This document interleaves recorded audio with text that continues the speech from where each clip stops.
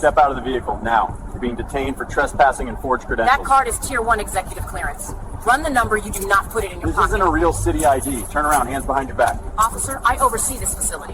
If you cuff me, you are violating my Fourth Amendment rights. Save it for booking. The dash cam recording started 10 seconds before the lights were activated. A silent witness that would eventually be played in a federal courtroom, a city council chamber, and millions of living rooms across America. It showed a pristine Saturday afternoon, the sun high and bright over the sprawling concrete expanse of the municipal infrastructure hub. It showed a silver BMW 7 Series polished to a mirror shine pulling slowly toward the automated security gate. And it showed Officer Tyler Branning, a man who had been patrolling this specific sector for less than 3 weeks, making a U-turn that would cost the city nearly $1 million. Officer Branning didn't know the woman behind the wheel. He didn't know that the car was registered to the city's chief of operations. He didn't know that Dr. Eleanor Vance had spent her morning reviewing the city's quarterly budget variance reports and was only stopping by the hub on her day off to retrieve a physical hard drive containing sensitive schematic data that couldn't be transmitted over the network. All Officer Branning saw was a luxury vehicle in a government utility lot and a black woman in the driver's seat. In his mind, those two things didn't add up. To him, she didn't look like a government official. She looked like a security risk. Branning was 28 years old, a recent lateral transfer from a rural county sheriff's department 2 hours north. He had left his previous post under a cloud of administrative differences, a polite euphemism that usually meant he was too aggressive for a small town. He was looking to make a name for himself in the big city to show his sergeant that he was proactive, sharp, and capable of sniffing out crime before it happened. He pulled his patrol cruiser behind the BMW just as Eleanor rolled down her window to scan her access card at the reader. Eleanor Vance was 54 years old. She wore a tailored navy blazer over a cream blouse, her hair pulled back in a severe professional bun. She had earned her doctorate in public administration 20 years ago and had served the city through 3 different mayors. She was the Iron Lady of City Hall, the woman who signed the checks, approved the contracts, and managed the crumbling infrastructure of a metropolis of 2 million people. She didn't panic when the police lights flickered on behind her. She simply sighed, annoyed that her quick errand was being interrupted. She held her access card, a distinct heavy plastic card with a gold holographic chip, toward the reader, but didn't scan it yet. She watched in the side mirror as the officer approached. He walked with a swagger she had seen 1,000 times in young, insecure men trying to project authority. Hand resting near his holster chest, puffed-out sunglasses on despite the fact that he was stepping into the shadow of the gate awning. "Ma'am, stay in the vehicle." Branning barked, his voice echoing slightly off the concrete walls of the security kiosk. Eleanor turned her head slowly. "I have no intention of exiting, officer. I am swiping into the facility to retrieve documents." "Put the card down," Branning ordered, stepping up to the driver's side window. He looked down at her, scanning the interior of the car. Leather seats, high-end dashboard, a designer briefcase on the passenger seat. "This is a restricted government facility, authorized personnel only.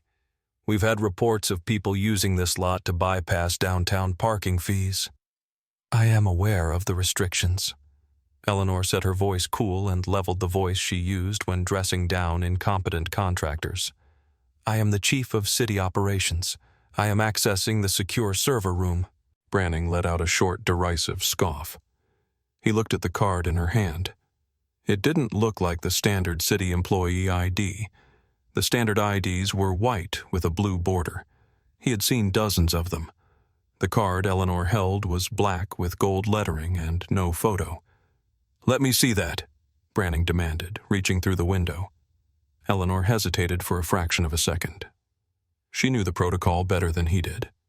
She wasn't required to hand over her access credential to patrol officers without a warrant or a specific security threat, but she also knew the reality of being a black woman in America. Arguing on the side of the road could be fatal. She handed him the card. Branning held it up to the sunlight, tilting it back and forth. "This is fake," he stated flatly. "I beg your pardon." Eleanor blinked, genuinely taken aback by the absurdity. I said it's fake. I know what city IDs look like. They have a blue border and a photo. This looks like something you bought off the internet. Nice try, though. Heavy plastic. He dropped the card into his shirt pocket. Step out of the car. Officer, Eleanor said, gripping the steering wheel, her knuckles tightening slightly. That is a Tier 1 executive clearance card. It does not have a photo because it is a cryptographic key. If you run the serial number through your dispatch, it will return my credentials immediately. Do not put that card in your pocket. I told you to step out of the car! Branning shouted, his hand moving to the handle of the door. You are now being detained for trespassing and possession of forged government documents. Get out, or I will drag you out. Eleanor stared at him. She looked at his name tag, T. Branning. She memorized it instantly. She turned off the engine, unbuckled her seatbelt, and opened the door. She wasn't afraid. She was furious. And Tyler Branning had absolutely no idea that the woman he was about to put in handcuffs was the same woman whose signature was at the bottom of the very contract that authorized his paycheck. Eleanor stepped out of the vehicle, standing at her full height. She was not a tall woman, perhaps 5'5", but she carried herself with the immense gravity of someone who commanded rooms full of powerful men. She smoothed the front of her blazer and looked Officer Branning directly in the sunglasses. Officer Branning, she said, her tone dangerously calm. You are making a catastrophic error in judgment. I am asking you for the last time to call your supervisor or run the number on that card. I am Dr. Eleanor Vance. I oversee the Department of Municipal Services. I literally drafted the security protocols for this building. You expect me to believe that? Branning laughed, a harsh, nervous sound. He was running on adrenaline now, convinced he had caught a master criminal, perhaps a corporate spy, trying to steal utility data. The chief of operations lady, I saw the chief of operations on the news last week. Old white guy. That was the mayor, Eleanor corrected him, her patience thinning to a razor's edge. And he reports to me on fiscal matters. The operations chief is an appointed bureaucratic position. Now return my card. Turn around. Hands behind your back, Branning commanded, ignoring her explanation entirely. He unclipped his handcuffs. You can tell your stories to the booking sergeant. Right now you're under arrest. About 30 yards away, near the landscaping buffer that separated the parking lot from the main road, a man named Marcus was trimming the hedges. Marcus was a private contractor who had been servicing city lots for 10 years. He saw the police lights and stopped his trimmer. When he saw the officer grab the woman's arm, he pulled out his phone. Marcus knew Dr. Vance. He had shaken her hand 2 years ago at the city's vendor appreciation banquet. He knew exactly who she was, and he knew exactly what he needed to do. He hit record. I am not resisting, Eleanor stated clearly, loud enough for the dash cam to pick up. I am complying with your orders under duress. However, I am putting you on notice that you are violating my Fourth Amendment rights. You have no reasonable suspicion to believe a crime has been committed. You are basing this entire interaction on your ignorance of city credentialing tiers. Ignorance, Branning snapped, spinning her around roughly. He ratcheted the cuffs too tight. You want to talk about ignorance? You think you can just print off a gold card and waltz into a secure facility? That's a felony. Forgery of a government seal. It is not a forgery, Eleanor said. Her face pressed away from him, but her voice steady. It is a master key. If you look at the back of the card, officer, you will see a signature authorizing the issuance. Do you know whose signature that is? Doesn't matter, Branning grunted, marching her toward his patrol car. It matters, Eleanor said. Because the signature is mine. I authorized the card. I issued the contract for the security system. I signed the purchase order for the patrol car you are driving right now. If you put me in that car, Officer Branning, you will be effectively ending your career in law enforcement. Branning paused for a second, his hand on her head to guide her into the back seat. For a moment, a flicker of doubt crossed his face. The woman spoke with too much precision, too much technical knowledge. but he was too deep in it now. If he backed down, he would look weak. He would look like a rookie who got scared by a confident suspect. He doubled down. "Yeah, well, we'll let the detectives sort out your signatures," Branning said, shoving her into the back seat. "Sit tight. It's going to be a long afternoon." He slammed the door. The sound rang out like a gunshot in the empty parking lot. Eleanor shifted in the hard plastic seat. The cuffs were digging into her wrists, but she didn't wince. She sat perfectly straight, her eyes fixed on the wire mesh separating her from the front seat. She began to breathe rhythmically in through the nose, out through the mouth. She wasn't just a bureaucrat. She was a chess player. And she realized that while this was a humiliation, it was also an opportunity. She watched Branning get into the driver's seat. He looked pumped up, energized. He picked up his radio mic. "Dispatch, I've got one in custody at the hub. 10:15. Female suspect uncooperative. Transporting to Central now. Charge is trespassing and possession of forged instruments." "Copy that. 1 Adam 12. The dispatcher's voice crackled. Eleanor closed her eyes for a moment. Forged instruments. The irony was suffocating. She opened her eyes and looked at the back of Branning's head. "Officer," she said calmly, "does your body camera have a 30-second buffer?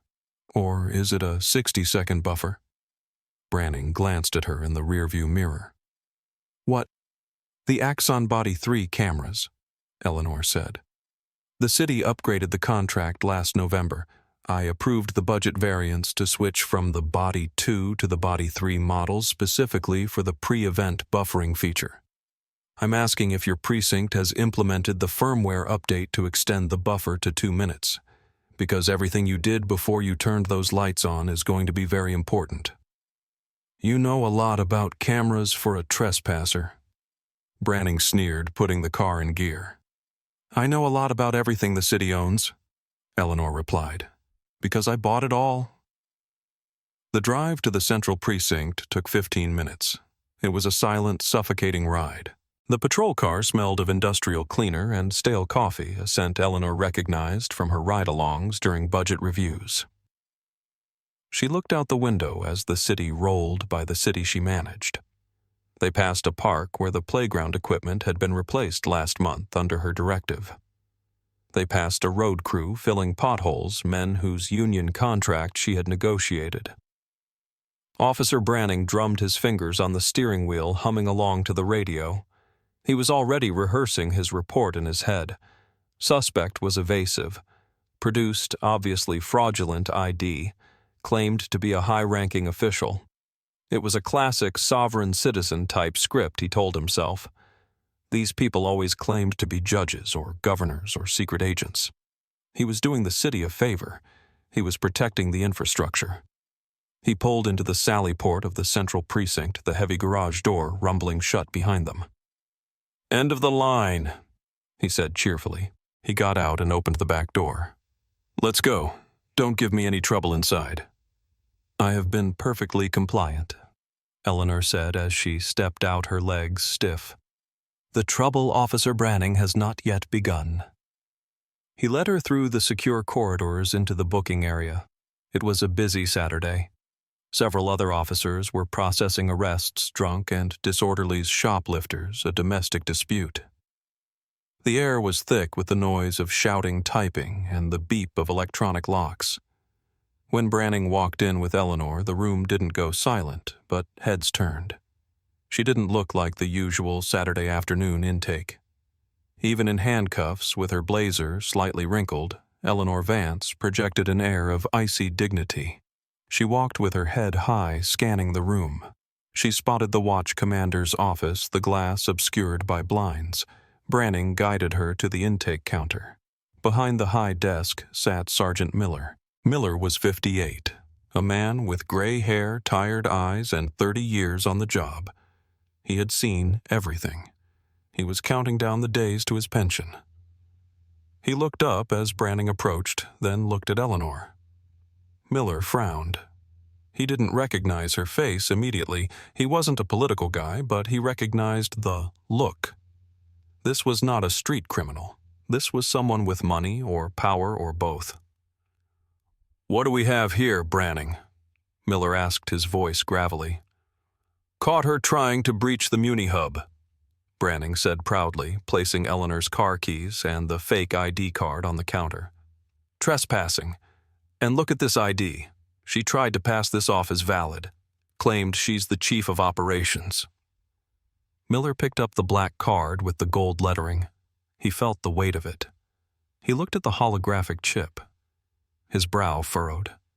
He had been a cop for 3 decades, but he had never seen a card quite like this. But unlike Branning, Miller knew that "I've never seen it" didn't mean it's fake.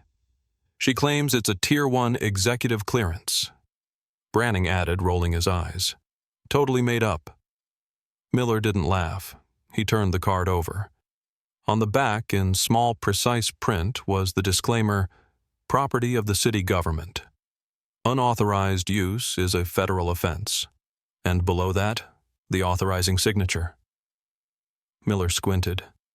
He reached into his own shirt pocket and pulled out his standard-issue police ID. He turned it over. He looked at the signature of the authorizing city official at the bottom of his own card. Eleanor Vance, Ph.D. He looked back at the black card. Eleanor Vance, Ph.D. He looked up at the woman in handcuffs.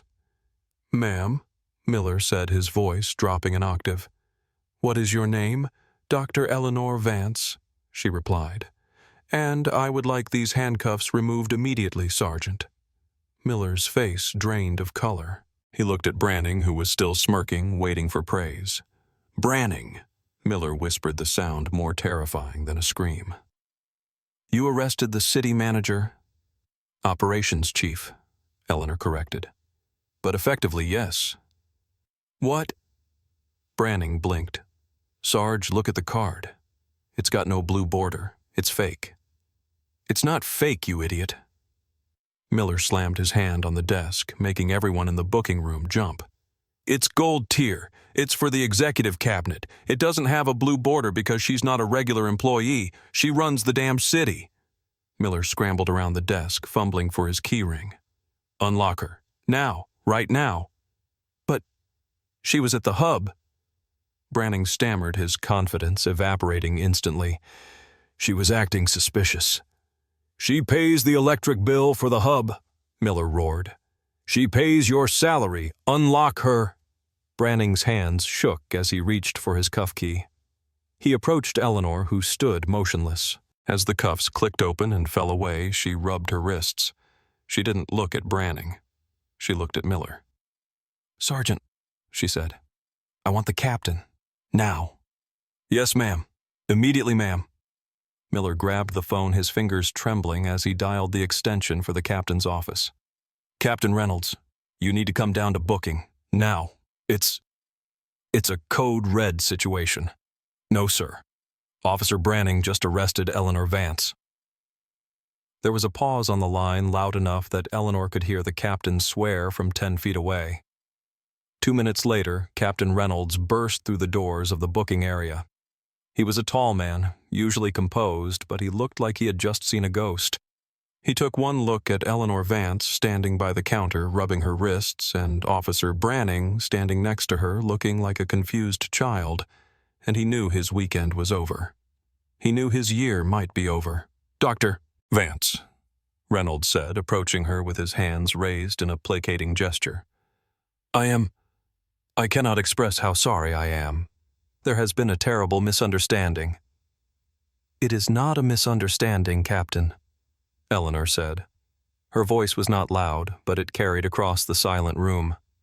"It is a failure of training, a failure of supervision, and a gross violation of my civil rights.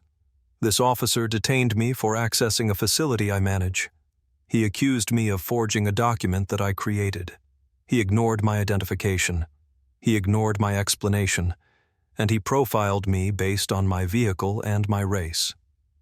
I didn't profile," Branning interrupted, his voice cracking. "I just saw a luxury car in a government lot." "Silence," Reynolds snapped at Branning. "Do not speak. Give me your badge and your gun. Put them on the counter." "Captain," Branning gasped. "Do it. You are relieved of duty pending an investigation. Get out of my sight. Go sit in the break room and do not talk to anyone." Branning, looking like he had been punched in the gut, slowly unholstered his weapon and unpinned his badge. He placed them on the counter next to the fake ID. He walked away, his shoulders slumped, the sound of his heavy boots echoing in the quiet room. Eleanor watched him go, then turned back to Reynolds. "Captain, I want the preservation order filed immediately. I want the dash cam footage, the body cam footage, the dispatch logs, and the GPS data from his vehicle. I want his personnel file on my desk, not the sanitized version, the real one. I know he's a transfer. I want to know why his previous department let him go." "You'll have it all, Dr. Vance. I'll personally drive you home right now," Reynolds offered. "No," Eleanor said. "You will not drive me. I will call a car service. What you will do is explain to me why a rookie officer with obvious bias issues was patrolling a critical infrastructure site alone on a Saturday. We are going to have a very long conversation about your precinct's vetting process, Captain. But first, I am going to the hospital to have these wrist contusions documented." "Dr. Vance, please," Reynolds pleaded. "We can handle this internally. We can make sure he never works here again." "Oh, he will never work here again?" Eleanor agreed. "But that is not enough. The system that put him in that uniform is what I am interested in now, and frankly, Captain, since I sign off on the police union contract renewals next month, you should be very worried about what I am going to find."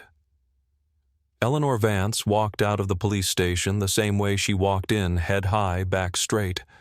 But inside she was seething. She hailed a ride, and as she sat in the back of the sedan, she pulled out her phone. She didn't call the mayor. She called her personal attorney. "David," she said when he answered, "I need you to file a federal suit on Monday morning. Civil rights violations, false arrest, defamation, against the city." "Against the city?" her lawyer asked, confused. "Eleanor, you are the city." "Exactly," she said. "And I'm going to sue myself to force a discovery process that the Internal Affairs Department can't hide from. I'm going to burn the weeds out of this garden, David, even if I have to scorch the earth to do it." By Monday, the video from the landscaper's phone had hit the internet. It was titled, "Cop Arrests His Own Boss." It had 4 million views in 12 hours. The image of Dr. Eleanor Vance, one of the most respected officials in the state, being handcuffed while calmly explaining her job, became the lead story on every national news network. The lawsuit Eleanor filed was a masterpiece of legal aggression. She didn't ask for a settlement initially. She asked for data. She used her position as the plaintiff to demand 5 years of hiring records for lateral transfers. What she found was damning. Officer Branning had been flagged for conduct unbecoming and racial bias in his previous job, but the city's background check contracted out to a third-party firm to save money had missed it, a firm that Eleanor's predecessor had hired. The city attorney, a man named George Halloway, called an emergency meeting with the mayor and the police chief. "We have to settle," Halloway said, tossing the file on the table. "We cannot go to court against Eleanor Vance. She knows where the bodies are buried because she bought the shovels. She knows our insurance caps, she knows our hiring protocols, and she has a video that makes us look like incompetence personified." "She wants Branning gone," the chief said. "That's easy. We already fired him."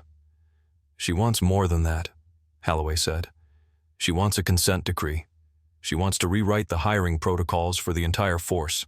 She wants to ban the use of third-party background checks. And she wants $850,000 in damages."